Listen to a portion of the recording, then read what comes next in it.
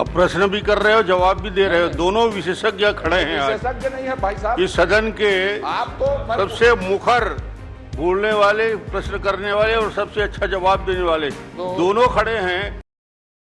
माननीय अध्यक्ष महोदय, माननीय सदस्य की चिंता जायज है, क्योंकि पिछले 5 सालों में शोध पीठों के लिए कोई अध्यक्ष नियुक्त नहीं किया गया, शोध पीठों ने कोई काम नहीं किया। मैं माननीय सदस्य को, विद्वान सदस्य को इस बात का विश्वास दिलाता हूं कि आने वाले समय पर सभी शोध पीठों का संचालन सुगम रूप से हो।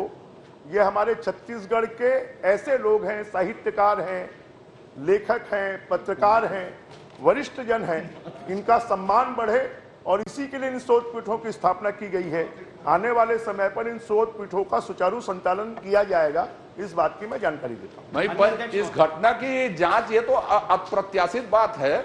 ठीक है, आप करेंगे, मैं आपको साधुवाद देता हूं, लेकिन ये 3 किताब जो जादू छपी है, 1 साल में लीक दी गई, तो उसके बारे में तो आप जांच करवाइए, क्यों हुई है। भ्रष्टाचार ना हुआ हो, कुछ भी ना हुआ, पर आपने उत्तर दिया था, आपके संज्ञान में आनी चाहिए। आप बोलिए कि मैं इसको कम से कम पता लगा के ऐसी घटनाएं ना हो, या हुई है तो विधिवत रूप से हो, इसकी घोषणा कर दीजिए। आप प्रश्न भी कर रहे हो, जवाब भी दे रहे हो। दोनों विशेषज्ञ खड़े हैं आज विशेषज्ञ नहीं है भाई साहब। इस सदन के आप तो सबसे मुखर बोलने वाले, प्रश्न करने वाले और सबसे अच्छा जवाब देने वाले दोनों खड़े हैं। दोनों का उत्तर सही आ रहा है, मगर मुझे लगता है कि प्रश्न का जवाब आपने दे दिया। बृजमोहन जी को जवाब देने की जरूरत समाप्त हो गई। नहीं है, मैंने जवाब नहीं दिया है साहब। मैंने ये चलिए बृजमोहन जी बता दीजिए। उत्तर में आ गया है और इसका चलिए बृजमोहन जी से सुन लीजिए।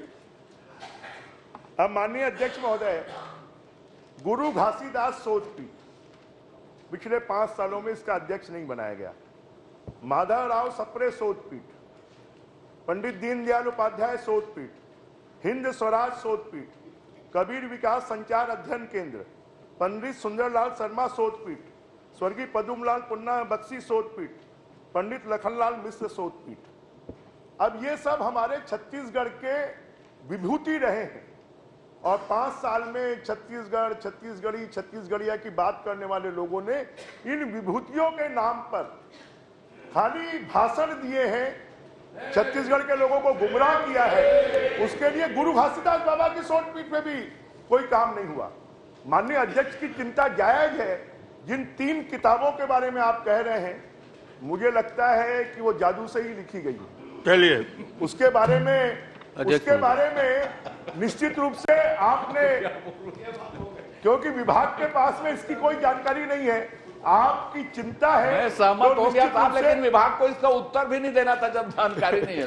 वो सारा लफड़ा तो उत्तर दिया इसलिए पैदा हुआ। तो इसलिए माननीय सदस्य की जो चिंता है, उस चिंता में मैं भी शामिल होते हुए हम पता करेंगे। पता करिए। चलिए मोहन जी।